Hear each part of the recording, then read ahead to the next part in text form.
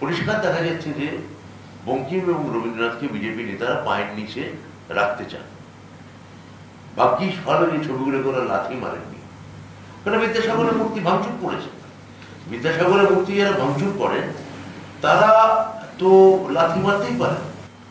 আজকে যে মুহূর্তে বঙ্কিমের ক্লাসিক নিয়ে বাংলা বা বাঙালি নতুনভাবে সিনেমা বানাতে চাইছে, নতুন কাজ তাদের নিয়ে আসতে চাইছে, বঙ্কিমকে গ্লোরিফাই করতে চাইছে বঙ্গ সমাজ, হিস্ট্রিকের পুনরাবৃত্তি ঘটাতে চাইছে, সেখানে বিজেপি ছবিকে পায়ের নিচে রেখে পদদলিত করতে চায়।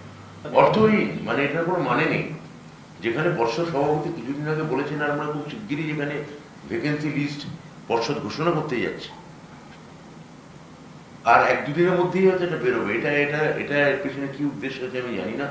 পর্ষদ সভাপতি নিজে কয়েকদিন আগে এটা নিয়ে কথা বলেছেন, তিনি ভ্যাকেন্সি, কিন্তু যেটা ওরা খাওয়ানোর চেষ্টা করছেন, আমি পর্ষদ সভাপতির কথাও বললাম, ভ্যাকেন্সি কোনো নির্দিষ্ট করে বলা হয়নি কত আছে, কেননা খুব পরিষ্কার দপ্তরে জানে না, এগুলো পাঠাবে ডিস্ট্রিক্ট, ডিপিএসসি এরা পাঠাবে।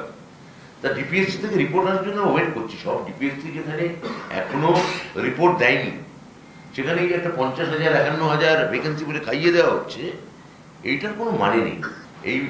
এই ধরনের 2022-এর প্রাথমিকে যারা এই আন্দোলন করছেন, এই আন্দোলনে এখন আর কোনো যৌক্তিকতা আছে বলে আমার অন্তত মনে হচ্ছে না।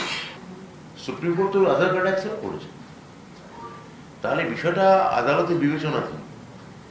এসআইআর এর যেটা প্রথম নিয়ম, এটা আপনারা দেখুন, আগে এটা নিয়ে কথা বলুন। এসআইআর এর প্রথম কথাই হচ্ছে, এটা নির্বাচন কমিশনের একেবারে নিয়মে লেখা আছে, তার বিধিতে লেখা আছে, যে বছর নির্বাচন হবে যে রাজ্যে, সে রাজ্যে এসআইআর কোনোভাবে হতে পারে না। বিহারে নভেম্বর মাসে ইলেকশন, তা 2025-এ সেখানে এসআইআরটা হচ্ছে কিভাবে?